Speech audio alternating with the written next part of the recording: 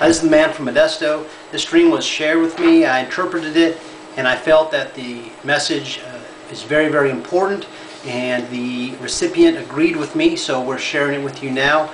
I'm just going to give you this dream in brief and the meaning, and then I'm going to give you a link to where I've posted all the details and the interpretation that I received through careful prayer.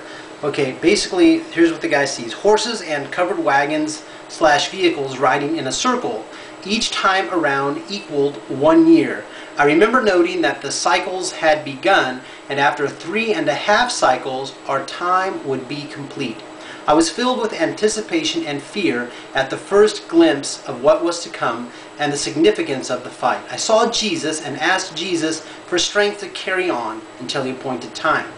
There was a notable wagon or covered vehicle. There was a canopy suspended above the platform where the occupants could be seen in shadow from the hot sun. The horse riders, there were not many, appeared to be riding in circles around it, though the platform itself appeared to be moving in a tight circle, moving through the years like us. I assumed that I was riding, though I could not see my own mount.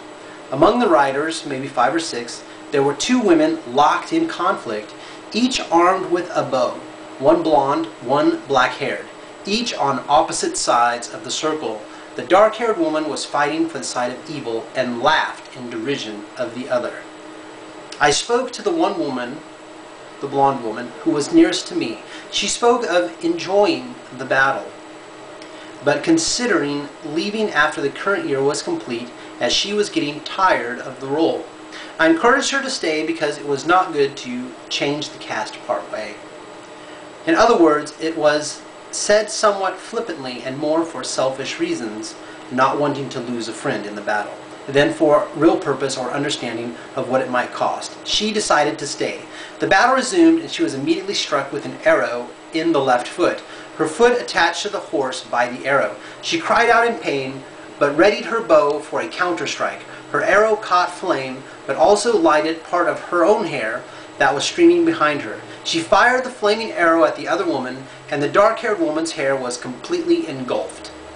Both women were shorn and scarred from the fire, but they continued the fight as neither was killed. It was noted that this was the cost of waging the war, and I was struck that the blonde woman was hurt because of my encouragement to remain in the fight.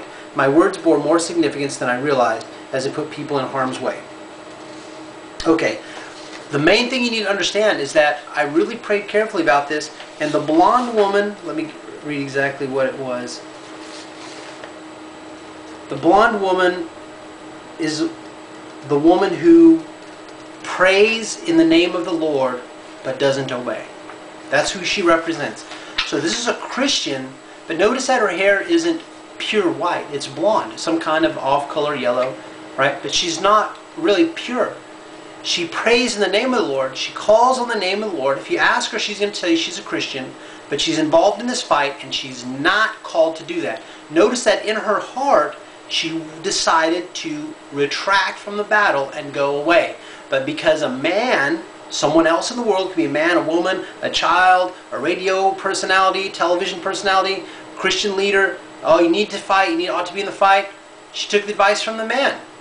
And so she decided to stay in the battle. So that's following man, not God. So this is a person, she prays in the name of the Lord, but does not obey. That's what I received from the Holy Spirit there. Okay.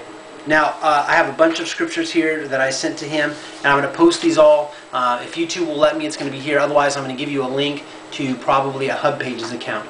This is the man from Modesto. I remind you, as always, to pray and obey or be defeated.